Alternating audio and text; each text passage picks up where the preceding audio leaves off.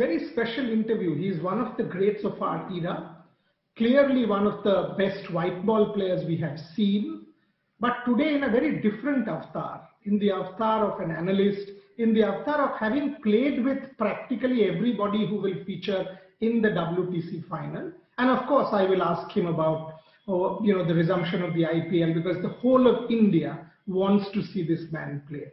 Welcome, David Warner, to this very special interview. Thanks for your time. Thank you. The two countries, India and New Zealand, set for battle, the WTC final, first ever World Test Championship. You have played with both Virat and Kane Williamson. You know them both. You've captained Kane in IPL. Set it up for me, please. I mean, the two of them as leaders, the two of them as players. How do you look at the two of them? Yeah, look, you look at two world-class batsmen, and then you look at the two world-class captains, and both average over 50. So do New Zealand have the upper hand? Do they have the warm-up? Do they get that sense of what's the conditions going to be like? But then we go away from Lords. We're now down at Southampton at the Ageas Bowl. So that could be a spinning wicket. Over time, it has been a spinning wicket. In one-day cricket, we've seen it as a hard, bouncy track. So do India play two spinners? Do New Zealand play a specialist spinner, which is Mitchell Santner, which I think they definitely will? It's going to be a great battle, using a duke as well. So two teams against each other using a duke for the first time. I think there's going to be a battle of the bowlers. So take that, David, take that. I mean, you said battle of the bowlers with the duke ball. So on one side, it's probably going to be Bumrah, Shami. They're saying Ishant or Siraj, maybe even Siraj and the two spinners. On the other side, we have Bolt, Saudi, Jamieson. So rate the two attacks for me and set it up, please. Wow, you're giving me a very hard task there, Boria. The interesting question is going to be, do they play Jamieson or do they play Wagner?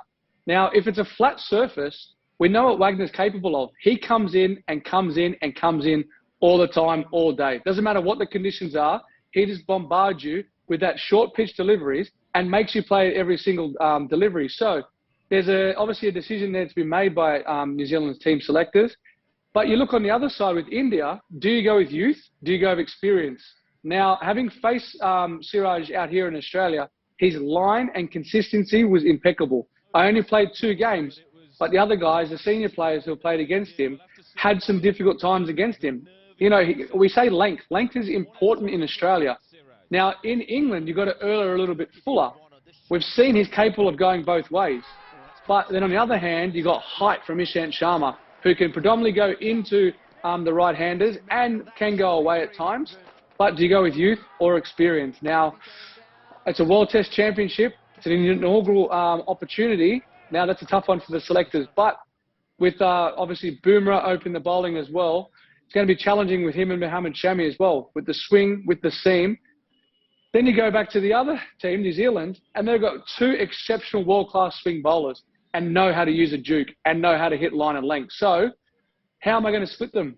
I can't give you an answer. I cannot give you an answer. I can't be biased, but I think it's going to be an even contest. One thing I wanted to know from you as an opening batter, I mean, it will probably be Rohit and Shubman. How difficult will it be? What should be their approach from the senior pro and the junior man? So just decode both of them. What should be their approach?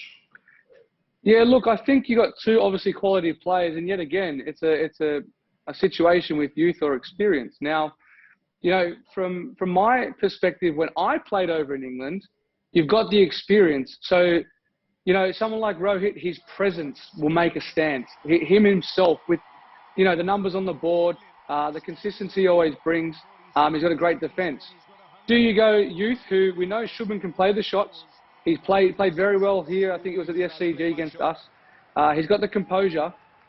But yet again, it comes down to the experience and what the selectors feel like playing in this inaugural World Test Championship. So, for me, I would err the side of someone like Rohit Sharma, who's a very, very compact player. He's got the shots. He can rein it in and play the game itself. So I would err towards probably Rohit. Maybe one thing about you, I mean, for example, when you bat at the top of the order, you are aggressive, you take the game away. Even before lunch, all of a sudden 100 for no loss, 100 for 1, and the opponent is under pressure. That is the job that Rishabh Pant is now doing for India. And that has added so much more depth and character to this Indian team. A word on Rishabh Pant? Yeah, look, my word to him would be just keep playing the way that he plays.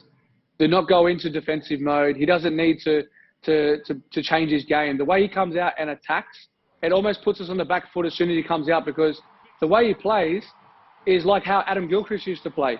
He could change the momentum of a game straight away. And that innings that he played at the SCG was fantastic, and obviously at the Gabba as well. So it's that fearlessness inside him, and he plays the game with passion, and we talk about in Australia a carefree attitude. He has a smile on his face. He goes out there, knows his game, and at the end of the day, if he gets out playing that way and he can win you a lot of games, then so be it. That's the way he's going to play, and he's a fantastic talent for the future. One player you mentioned is Rohit. I mean, all of us have always said that, Rohit Sharma in Test match cricket has still underperformed. He looked good in Australia, but after getting set, he threw it away against Nathan Lyon. Just rate Rohit for me, please, Davey. I mean, he's an exceptional player. We all know that. But is this going to be his platform? I mean, you think he has it in him for the WTC and the England series to actually be a all-time great in all formats rather than simply being a white ball great? Yeah, look, it's up to each individual, and I can use myself as a case in point.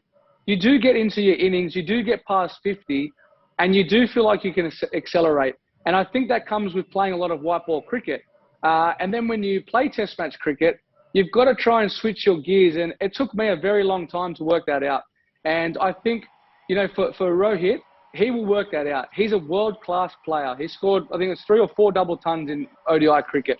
There's no reason why he can't go on to have these big performances. David, decode Virat for me, please, because you played against him for ages. All of us know he's passionate, he's committed, he's a great, but also as leader, you've captained against him in IPL, international cricket. This is his sort of major opportunity to win an ICC trophy. That's the only thing missing. He wants to sort of stamp his mark as leader. Just analyze Virat at some length, because no one has been in your position. You are almost the same age, contemporary great, seen him from close quarters. So Virat for you? I think the number one thing with Virat is he's passionate. He's passionate, doesn't matter what team he plays in. Whether he's got the Indian hat on or he's got the Bangalore hat on, he just wants to lead from the front. And that's passion. That's passion to me. You don't score 2,700s and score 7,500 Test match runs if you're not a very good player. What he is a very, very good player, an outstanding player. And that's what he wants to bring to the table, whether it's training, whether it's his diets, whether it's on the field, whether it's around the team. I cannot fault him one bit. When you're an opposition team and you're playing against him, there's this aura about him when you're out there. It's like when I first came onto the ground and I was playing with Ricky Ponting. You're sitting in the change rooms, you look around and go, I cannot believe I'm sitting with these guys. And Ricky Ponting, a great of Australian cricket, is sitting right next to me. I'm about to walk out and play with him. That's the aura that he brings to teams. When you speak to other guys that have played in the RCB change room, they say the exact same thing. What you get on the field is what you get from each individual. When you're off the field, humble, respectful. He's those things on the field. But even better, when you're off the field and you get to chill out with each other, you get to see the gentle side of people. And, he's going to leave a great legacy behind. And, obviously trying to play 200 Test matches and reach where Sachin is, that could be a tough milestone. But if it's one person who could do that, and if he wants to keep playing that long, he might be able to achieve that. Fascinating. And this, when we talk about a tournament like the WTC, yes, we know that the format wasn't ideal, things got changed, etc. But to play the final of the inaugural Test Championship must be special for every player who's playing that competition or that particular Test match, because all times to come, we will remember as this team won the inaugural WTC. So how important are the stakes, you think, for both these teams? It's the ultimate. We've played 2.5 years during a pandemic as well to compete in this inaugural World Test Championship. And it means a lot to the country, because if you win it, you're the best Test match team country in the world over that period of time. And I think that's where it says it all. I know there's a lot of conversation, that I've been hearing about teams playing 5-match series, 4-match series compared to two Test match series worth the same points. that's probably the only thing overall that needs to be looked at from this point of view. So the two test teams, number 1 and 2 that are playing at the moment, Philogunu playing at the moment, you know, this is the pinnacle of cricket. Test match cricket is the pinnacle. So they'll be going out there, you know, wanting to win this, no doubt, and be the first team to take this World Test Championship final out and try and go back and defend the title in a couple of years' time. This is fascinating. I mean, see, this whole thing, Duke ball, Kookaburra ball, SG ball. Explain for my viewers. I mean, what is it about the Duke ball that you mentioned? Because honestly, we watch the game, we understand, but being where you are, you can do this brilliant. Explain to me this Duke ball and what will make it different. Give me some details. We've tried the Duke ball quite a bit in Australia, and the ball swings a lot for 80 overs. And the only difference in Australia is the wickets are harder and more abrasive. So the ball tends to not last the full 80 overs, where in England, the ball does last 80 overs and it still consistently swings. But if you present a good seam all the time, it will always have something in the surface.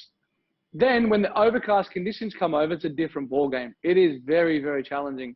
And, you know, that comes down to line and length, and you can't score. You build scoreboard pressure, you know, and then as a player, you've almost got to come back a little bit, be a little bit more reserved. You can't play your shots that you would like to play. And then the sun might come out and you go, hey, look how good this wicket is. You look back an hour and a half ago, you couldn't play a shot. So using the Duke ball is a challenge in itself.